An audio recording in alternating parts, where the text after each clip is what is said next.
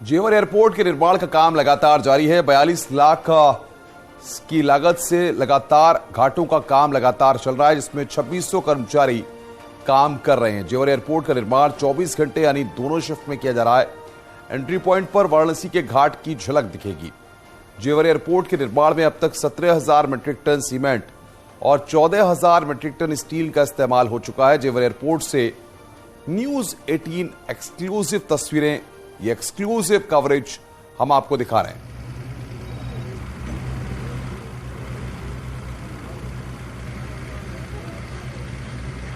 देश का सबसे बड़ा एयरपोर्ट जेवर में बनना है, नोएडा इंटरनेशनल ग्रीनफील्ड एयरपोर्ट। पिछले 42 लाख घंटों से यहां पर काम चल रहा है और इस समय हम यहां टर्मिनल पर मौजूद हैं और आपको ग्राउंड जीरो से रिपोर्टिंग करके दिखा रहे हैं यहां पर क्या बन रहा है। आप तस्वीरें देखेंगे, यहां पर फाउंडेशन पड़ चुका है और तेजी से काम चल रहा है और बताया जा रहा है कि अगले 18 महीने में यहां से उड़ान भरी जाएगी, यानी सरल भाषा में कहें तो अगली दिवाली से लोग यहां पर उड़ान भर सकेंगे। आप ये देख रहे होंगे फाउंडेशन एरिया। सबसे पहले आपको दिखाते हैं, यहां पर सिक्योरिटी पॉइंट्स हैं। इसके बाद ये सामने दूसरी तरफ देख पा रहे होंगे वेटिंग एरिया है और उसके बाद यहां से आने वाले वक्त में आपको फ्लाइट्स मिलेंगी। सबसे बड़ी बात है कि यहां पर काम 24 घंटे चल रहा है, लंबे वक्त से काम चल रहा है और इसको जल्द से जल्द पूरा किया जाए, इसी कवायद में यहाँ की जो अथॉरिटीज़ हैं वो डटी हुई हैं। फिलहाल यहाँ पर अब तक अगर बात करें तो करीब करीब 17,000 टन सीमेंट का इस्तेमाल हो चुका है, 15,000 टन स्टील का इस्तेमाल हो चुका है और साथ ही यहाँ पर तेजी से काम किया जाए, इसके लिए 2600 से ज़्यादा कर्मचारी 24 घंटे काम कर रहे हैं।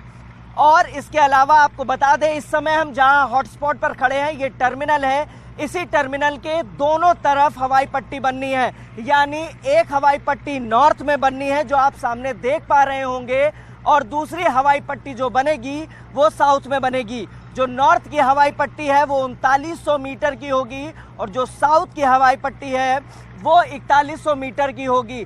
सबसे बड़ी बात यही है कि जब ये बनकर तैयार हो जाएगा तो जो जानकार हैं, जो विशेषज्ञ हैं, उनका यही कहना है कि हर घंटे 40 फ्लाइट यहाँ से उड़ान भर सकेंगी, फिर चाहे डोमेस्टिक की बात हो या इंटरनेशनल की। अब यहाँ पर काम तेजी से चल रहा है, ये टर्मिनल का स्पॉट है और सबसे पहले नॉर्थ की हवाई पट्टी बनेगी। तो चलिए अब हम आपको यहाँ से नॉर्थ की हवाई पट्टी ले चलेंगे और वहाँ से बताएंगे कि क्या स्थिति है, कितना काम पूरा हो चुका है। आइए चलते हैं अब उस ओर। नोएडा इंटरनेशनल ग्रीनफील्ड एयरपोर्ट पर 2 हवाई पट्टी बननी है। पहली हवाई पट्टी नॉर्थ की हवाई पट्टी बननी है और दूसरी साउथ की। जिस हवाई पट्टी पर हम इस समय मौजूद है ये नॉर्थ की हवाई पट्टी है और आप मेरे पीछे देखेंगे कंस्ट्रक्शन का काम तेजी से चल रहा है। यहाँ पर इस पूरी कंस्ट्रक्शन साइट पर अगर बात करें तो करीब करीब 2600 लोग लगाए गए हैं जो 24x7 यानी 24 घंटे काम कर रहे हैं। 3 किलोमीटर 900 मीटर यानी करीब करीब 4 किलोमीटर लंबी ये हवाई पट्टी है। इसके साथ ये 60 मीटर चौड़ी है और यहाँ पर तेजी से काम किया जा रहा है। अभी हमने इससे पहले आपको टर्मिनल स्पॉट दिखाया था। टर्मिनल स्पॉट के बाद ये हवाई पट्टी है। सबसे पहले इसी हवाई पट्टी को चालू किया जाएगा और ऐसा माना जा रहा है कि 18 महीनों में ये पूरा काम हो जाएगा और साल 2024 जनवरी के आसपास यहाँ पर टेस्ट भी शुरू कर दिया जाएगा। और साथ ही आपको एक कैमरामैन से मैं रिक्वेस्ट करूंगा, आपको सामने की तस्वीर दिखाएं, दाहिने ओर की। यूपी में पीडब्ल्यूडी को केंद्र से बड़ी राशि 28,500 करोड़ रुपए की राशि मंजूर की गई है। हाईवे के विकास के लिए ये फंड मंजूर किया गया है। देश में सबसे ज्यादा राशि उत्तर प्रदेश के लिए मंजूर हुई है। दिल्ली में अहम बैठक में मौजूद रहे मंत्री जितेंद्र प्रसाद और हाईवे के विकास के लिए फंड यहां पर मंजूर किया गया है, वो तस्वीर हम आपको दिखा रहे हैं। देश में सबसे ज्यादा राशि उत्तर प्रदेश के लिए मंजूर की गई है। तो दिल्ली में यह अहम बैठक में मंजूरी मिली है। मंत्री जितेंद्र प्रसाद भी इस बैठक में मौजूद रहे। 28,500 करोड़ रुपए की राशि यहां पर मंजूर की गई है। आगे बढ़ते हैं, खबर झांसी से है जहां पर शादी कार्यक्रम में हर्ष फायरिंग के चलते बड़ा हादसा हो गया। मामला सिपरी बाजार थाना क्षेत्र के खोड़न गांव का है। एक मैरिज हॉल में शादी का कार्यक्रम चल रहा था। इस दौरान लाइसेंसी दुनाली बंदूक से एक दबंग युवक ने फायरिंग कर दी। शादी समारोह में हुई फायरिंग के चलते 5 लोगों को छर्रे लग गए, जिनमें से एक महिला की मौत सदमे में होने के चलते बताई जा रही है। वहीं 4 गंभीर घायलों का इलाज झांसी से लेकर ग्वालियर के अस्पताल में चल रहा है। फिलहाल पुलिस ने एक आरोपी को गिरफ्तार कर लिया है। रामेश्वर प्रजापति के पास डबल बैरल गन है, जिसको लेकर के उनके रिलेटिव नरेंद्र प्रजापति उसको देखने लगे। इसी दौरान उससे फायर हो गया था, जिसमें 4 लोग छर्रे से घायल हुए हैं। उनका इलाज चल रहा है। सभी लोग खतरे से बाहर हैं और अभी पुलिस को सूचना मिली है, इसमें जांच की जा रही है। अभी कोई तहरीर प्राप्त नहीं हुई है। तहरीर लेकर के उचित धाराओं में अभियोग पंजीकृत करके अग्रिम वैधानिक कार्रवाई की जाएगी। आगरा के थाना खंदौली के एक गांव में 7वीं की छात्रा ने संदिग्ध परिस्थितियों में सुसाइड के मामले को लेकर नए खुलासे किए हैं और पुलिस आरोपी को पहले से गिरफ्तार कर जेल भी भेज चुकी है। लेकिन पोस्टमार्टम रिपोर्ट आने के बाद और सीपी के आदेश पर पुलिस ने इस मामले में धारा 376 और पॉक्सो एक्ट की धारा पुलिस ने बढ़ा दी है। आरोप है कि खुदकुशी करने वाली छात्रा की सहेली के पिता राघवेंद्र के घर छात्रा जाती थी। इस दौरान राघवेंद्र शारीरिक और मानसिक शोषण करता था। इसकी वजह से छात्रा ने फांसी लगाकर जान दे दी थी।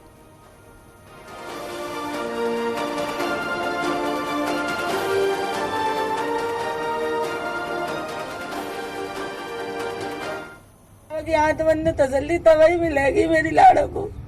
अपराधी है सजा मिलेगी, जब अपराधी सजा मिलनी चाहिए। चाहे अपराधी कोई भी हो उसे सजा मिलनी चाहिए। अपराधी को सजा मिले। थाना खंदौली में दिनांक 13/3/2023 को एक मुकदमा पंजीकृत किया गया था 86/23, जिसमें वादी द्वारा यह बताया गया था कि उसकी बेटी को प्रताड़ित किया गया, जिसके उपरांत उसने आत्महत्या कर ली। उक्त प्रकरण में पोस्टमार्टम रिपोर्ट के अवलोकन के बाद धारा 376 तथा पॉक्सो एक्ट की वृद्धि की गई है। जल्दी माननीय न्यायालय के समक्ष प्रार्थना पत्र प्रस्तुत करके अभियुक्त के रिमांड को चेंज कराया जाए।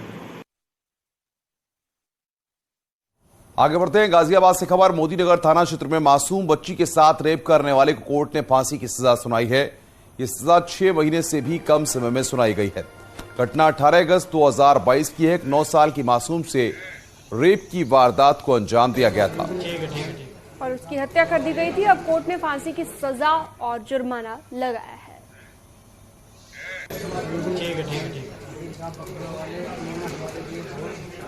थाना मोदीनगर की पुलिस के द्वारा काफ़ी तेज़ी से विवेचना की गई थी, जिसमें 7 दिन के अंतर्गत चार्जशीट लगाई गई थी और फिर उसके बाद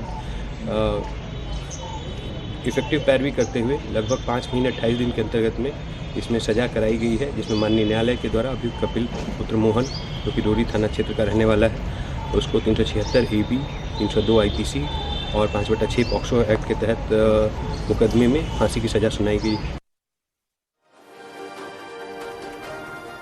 वहीं हापुड़ में तेज रफ्तार का कहर देखने को मिला। तेज रफ्तार कार संतुलन खोकर एक पेड़ से टकरा गई। हादसे में कार सवार 2 लोगों की मौके पर मौत हो गई। 4 लोग गंभीर रूप से घायल।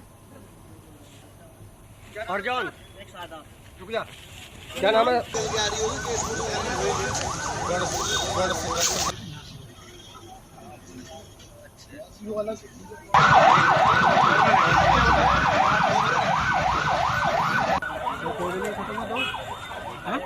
कैसे क्या हुई?